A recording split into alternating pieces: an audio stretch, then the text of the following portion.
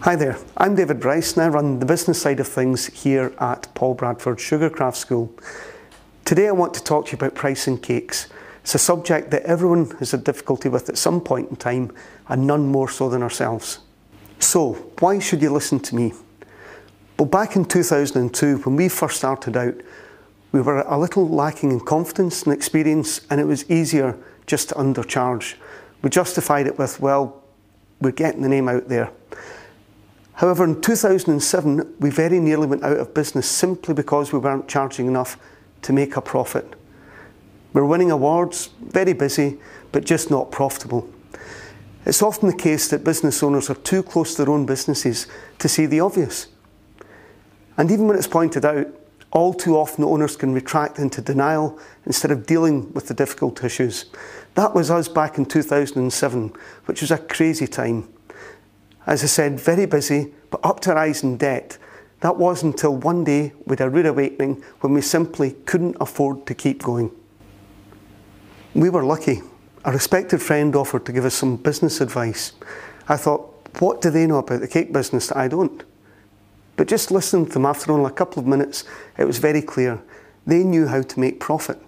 Probably the most difficult but rewarding hour of our business lives. Leaving the meeting feeling battered and bruised, we knew that if we didn't put our prices up, then we'd be bankrupt within a couple of months. It really was that close. It was horrible. We were given a formula for pricing cakes, which changed our business and our lives for the better. And I'm going to share that with you now. Using the formula, in our particular case, meant that we had to put our prices up by around 35 to 40%. Now that was scary.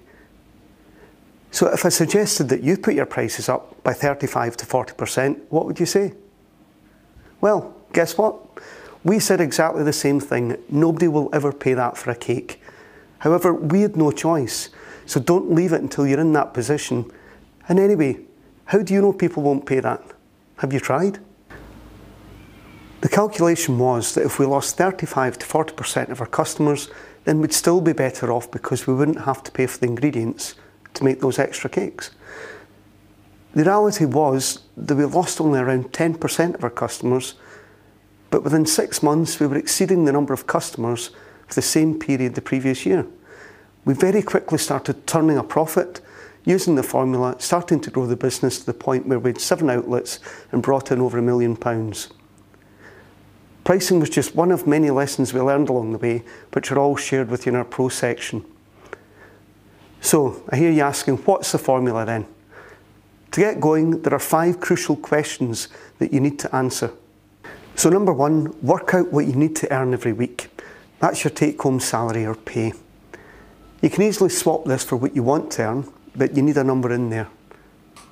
Number 2, how many hours can you give to actually decorating cakes every week? That's not baking, admin, taking orders, just simply the decorating.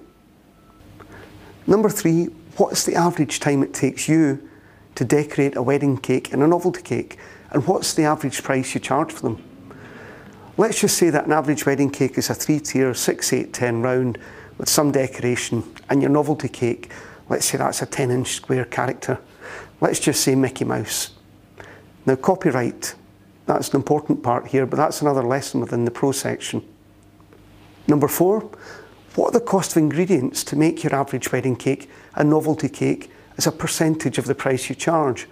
And finally, number 5, what are your weekly running costs? You really need to know this number. It's your rent, it's your insurance, electricity, advertising, etc. If you're unsure, go away now and work it out, because that will work out your break-even figure is. It's very important that you know this. Okay, so let's put some numbers together. Number 1, let's say that you need to earn $500 every week. Number 2, you've worked out that you can dedicate 20 hours a week to decorating cakes. Number 3, your average wedding cake takes you around 7 hours to decorate and you charge $500. And let's say your novelty cake takes 3 hours and you charge $150. Number 4, your cost of ingredients to make those cakes is 30% of the price you're charging. And number 5, let's say that your weekly running costs are $300. So your optimum week is 2 wedding and 2 novelty cakes, which will fill your 20 hours. So putting these numbers together, 2 wedding cakes and 2 novelty cakes will bring you in sales of $1,300. That's 2 wedding cakes at $500 and your 2 novelty cakes at $150. Your cost of ingredients will be $390, so that's 30% of the $1,300 that you've received in sales. And your running costs are $300, which are now going to be fixed. Your pay, as in what you need to earn, is $500. So taking the sales of $1,300 minus the cost of ingredients, running costs and your pay, all that will give you a net profit of $110. But don't rush off and spend it, as this can be used to offset against some quieter weeks. If you can't make profit using this formula, or you want to make more profit, you have a few options. You can get quicker or find more hours in the week. You can reduce your ingredient costs, you can reduce your overhead costs, but the one I like most of all, simply charge more. Now, for a final quick tip in pricing, always give your customers 3 price options. Give them, let's say, the $100 option, which will just be a basic design. Then go for the $180 option, which will be more detail and usually the price point you might expect the customer to go for. But always give the top option as well. Don't be scared. Go to town here, let's say $250 plus. Get really excited about explaining the design, and just remember that not everyone makes a decision on their cake based on price. It's an emotional buy, so as long as you sell the emotional of how wonderful this cake can make them feel at their big event, there's a good chance they'll take this option. The key thing here is to make sure that you ask which option they prefer and ask with confidence. This way they're very likely to choose one of the options rather than just say no, which wasn't an option you've given them. Never ask a question where no could be an easy answer, and never ever give the easy cop-out, would you like to go away and think about it. You should create a pricing grid which you can present to the customer.